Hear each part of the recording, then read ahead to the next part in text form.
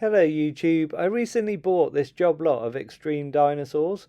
These are from the 1990s and in a funny kind of way they're a bit like street sharks. So I bought them with that in mind and I wasn't sure how many more I needed to get or anything like that. I just could see that these were all different from each other. Some of them aren't complete, like some of these guys haven't got their wings, but that one has, for example. So I'm quite pleased with what I've got.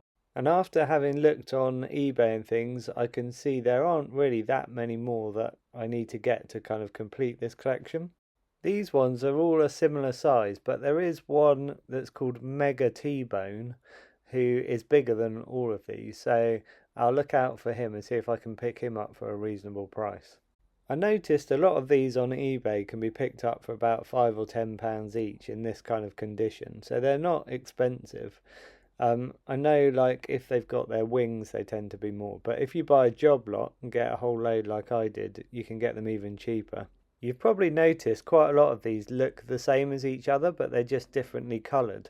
So these three you're looking at here are all called Bullseye, but they're different series, and so they've got different colours. Bullseye is obviously a pteranodon or a pterodactyl or something like that.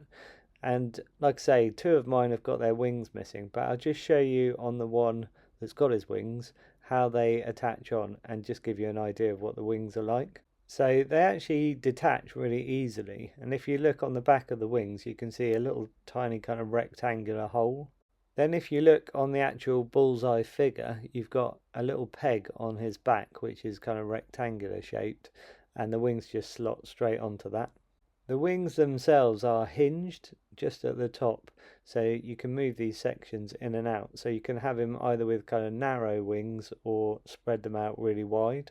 It's quite a cool feature, and actually if you do find these Bullseye figures on eBay and they've got their wings, sometimes they can be quite expensive, like I've seen them up to about £50.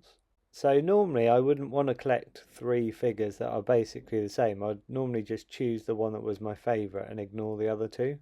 But because I got a job lot, I thought I might as well try and get the whole lot, and also because they're pretty cheap to pick up, most of them. Okay, the next figure I'm going to show you is called T-Bone, and again you've got three different colour variations for three different series. This is the standard T-Bone figure. He's pretty plain and brown, but I have seen that some of these have got less contrast than others. This one's got quite a lot of good contrast because it's got dark brown paint in a lot of the little gaps and things. Some of them it's all just a really pale brown and he looks really kind of washed out. So I think I've got a particularly good one. Then you got this T-Bone character. He's metallic, but he's just green with these kind of cream stripes. That's completely different to the next one, which is called the War Paint version, and you can see he's got nice kind of metallic blues in there as well. So they do look quite different from each other, and you can pose their tails and their arms and things in different positions, so you could make them look fairly different to each other if you wanted to. The paint seems really hard wearing on these guys. Some of mine were a bit dirty, but after a good clean with some cotton wool buds they came up pretty nicely. Okay, the next figure is called Spike, and he's a Triceratops. You've got a sort of a standard one here, and then there's one with a bit of an interesting unique feature that I'll show you in a second. But you can see I've got a few kind of chips of paint missing here and there. I might just touch up the paint at some point. If they're just going on display, I'm not too fussed, and because they're from the 90s, I don't mind doing a little bit of retouching on them. If they were real old vintage ones, I'd have to be more careful. So yeah, with this one, look, it's got a tail, and if you push the tail up, no, it's down, sorry. If you push it down, his head springs out on a long neck. It's a really cool, unique, kind of interesting feature, and it means that, you know, you can imagine like kids playing with this. You can go around headbutting the other dinosaurs. Pretty cool. I'll just show you that action again because it's a very satisfying kind of feature. Like the spring in the neck is really light, so it's really easy to push it in. And then the click is a really strong click, so you know that it's clicked into position really well.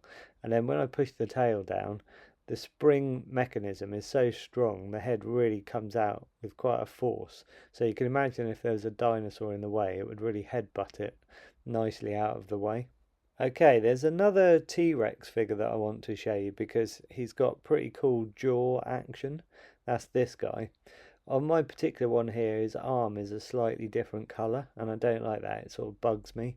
So I might end up re-buying this guy at some point. If I can pick him up for a fiver or something, I will. But can you see the jaw has got this kind of little spring-loaded hinge kind of mechanism, and it just looks really menacing. I really love the way this guy looks. And again, you can imagine, like, if you're a kid playing with this, you can go, or an adult like me, you can go around chomping other dinosaurs. Again, like the tail, like on most of them, the tail rotates around, the body rotates around the hips, so you can have them looking at you at a weird angle. This little guy I think is called Evil Hax, and he's a velociraptor. Again, he's really cheap to pick up in the condition like mine is here, but you can buy weapons, I think, to go on his arms, and if you buy him with the weapons, he suddenly becomes really quite expensive.